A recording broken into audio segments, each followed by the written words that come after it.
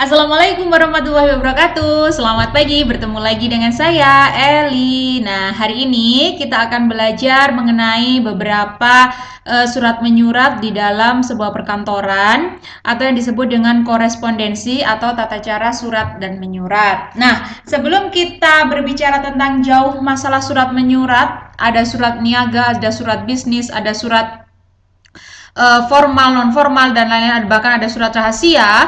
Nah, kita harus tahu dan mengetahui bagaimana caranya menyusun surat itu, ada apa aja di bagian-bagian surat itu seperti apa, dan cara pengetikannya seperti apa, cara penulisannya juga seperti apa. Nah, kita akan bahas beberapa hari ini untuk sebelum kita membahas atau belajar tentang mengenai macam-macam suratnya. Nah, surat atau surat menyurat itu, kegiatan surat menyurat namanya surat. Jadi kita harus tahu bagian-bagian surat itu seperti apa, mulai dari kepala surat sampai dengan tembusan. Nah, kalau untuk surat-surat dinas atau di pemerintahan biasanya kita memakai tembusan atau inisial. Nah, yang pertama, bagian-bagian surat di sini kita ada yang namanya kepala surat. Ini kalau suratnya bahasa Indonesia. Nanti berbeda lagi dengan kalau suratnya bahasa Inggris. Kalau bahasa Indonesia suratnya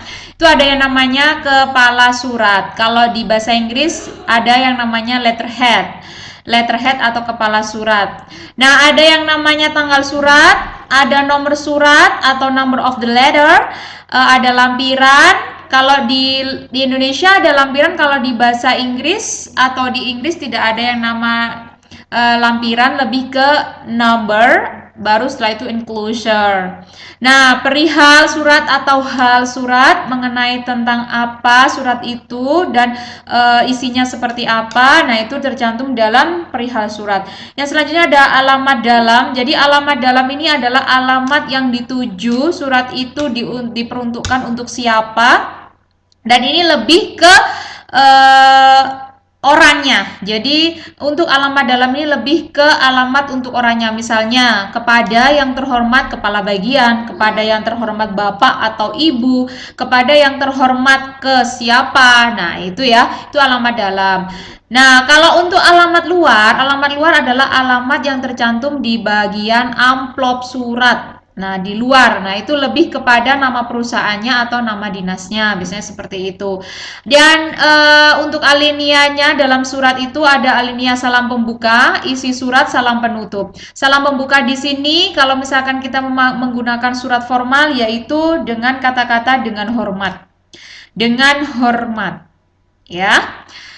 Terus ada isi surat, salam penutup, setelah itu status atau jabatan atau tanda tangannya, yang jelas ada nama jelas tertera di situ yang tanda tangan, terus ada isial pengetik dan penanda tangan surat, dan yang terakhir adalah tembusan. Di dalam bahasa Inggris itu biasanya langsung yang namanya the message atau isi suratnya itu, terus baru setelah itu signature, carbon copy atau CC gitu ya.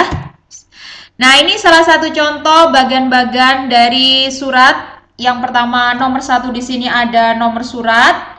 Nomor 1 kepala surat ya, kepala surat. Nah, kepala surat di sini itu biasanya terdiri dari nama perusahaan, perusahaannya apa namanya, terus alamat perusahaan, nomor teleponnya, faxnya, alamat emailnya, kotanya, kode posnya, dan lain-lain lengkap. Bahkan di dalam kepala surat ini itu ada yang namanya logo. Logo biasanya terletak di sebelah kiri pojokan sini ya.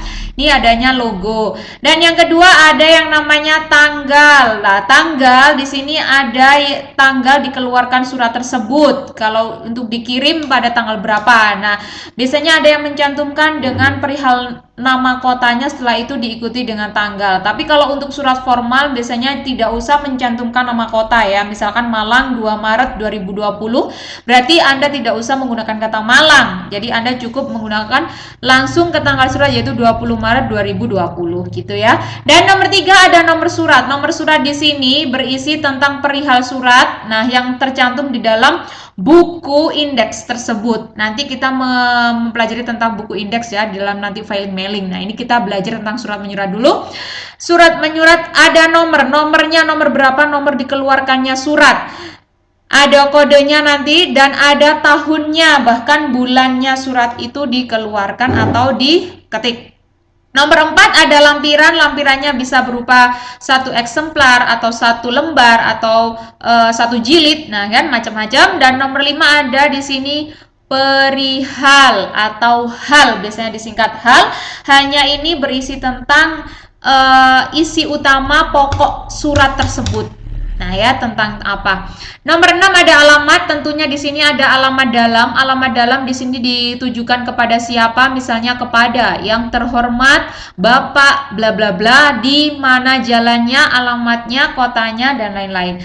Nah, di sini nomor 7 ada salam pembuka, bisa menggunakan dengan hormat, koma ya, ada dengan hormat koma. Nah, untuk 8 ini, nomor 8A itu ada alinea pembuka. Alinea pembuka di sini adalah langsung mengisi tentang bagian atau isi surat tersebut. Yang 8B baru ada isi, yang ke 8C ini adalah alinea penutup, berarti biasanya untuk ucapan terima kasih gitu ya. Terima kasih itu termasuk alinea penutup. Dan nomor 9 di sini salam penutup. Kalau misalkan salam pembukanya dengan hormat, berarti salam penutupnya harus menggunakan hormat kami. Ya, hormat kami bukan hormat saya, ya. Dan nomor 10 di situ ada tanda tangan orang yang mempersetujui, yang mempertanggungjawabkan atas surat tersebut, biasanya tanda tangan pimpinannya. Dan yang 11 ada nama terangnya di sini yang membuat tanda tangan tersebut. NIP-nya kalau ada INP ya, biasanya untuk dinas pemerintahan pasti selalu ada. Dan untuk tembusannya ini adalah pihak-pihak yang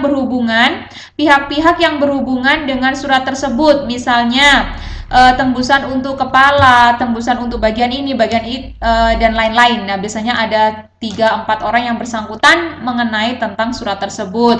Dan yang nomor 14 ada inisial. Inisial ini ada 2, jadi ada 2 kode. Yang pertama adalah inisial orang yang mengonsep surat atau mengetik surat, dan yang kedua adalah inisial orang yang bertanggung jawab atau yang bertanda tangan tentang surat tersebut. Dan yang nomor 15 pastinya ada cap dan stempel dari perusahaan tersebut.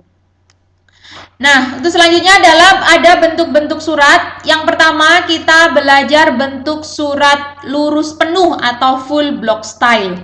Full block style di sini itu bedanya dengan surat-surat yang lain adalah di nomor 2 ini, nomor 3, nomor 4, dan nomor 5. Di sini lurus penuh di sebelah kiri. Ini yang dinamakan full block style. Jadi dia mengetik awal suratnya di bagian kiri, lurus. Jadi lurus ini tidak ada yang namanya alinea menjorok, tidak ada yang namanya garis yang lebih ke dalam masuk dalam, tidak ada. Itu namanya lurus full block style atau full block style.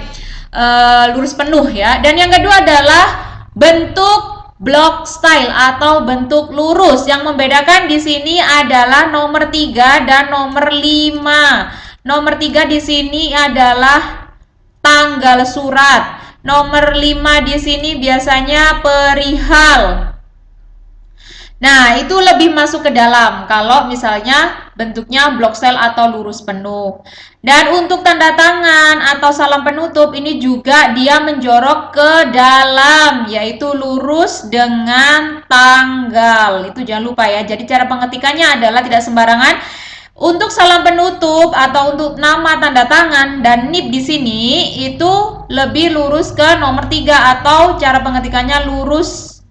Nah ya, untuk nomor 12 di sini tembusan-tembusan dan lain inisial itu diarahkan sebelah kiri. Beda. Kalau lurus penuh dia di sebelah kiri semua, kalau lurus saja atau block style ada yang menjorok ke kanan. Nah ya. Untuk hari ini itu sampai di sini saja kita bahas masalah surat dan tadi bagian-bagian surat, setelah itu bentuk surat. Untuk bentuk surat yang lainnya kita bahas di pertemuan selanjutnya. Untuk hari ini cukup sekian dari saya. Semoga nanti dipelajari lagi ya, untuk lebih bisa dan lebih mudah dalam pengerjaan dan pemahamannya nanti. Cukup sekian, terima kasih. Wassalamualaikum warahmatullahi wabarakatuh. Selamat siang.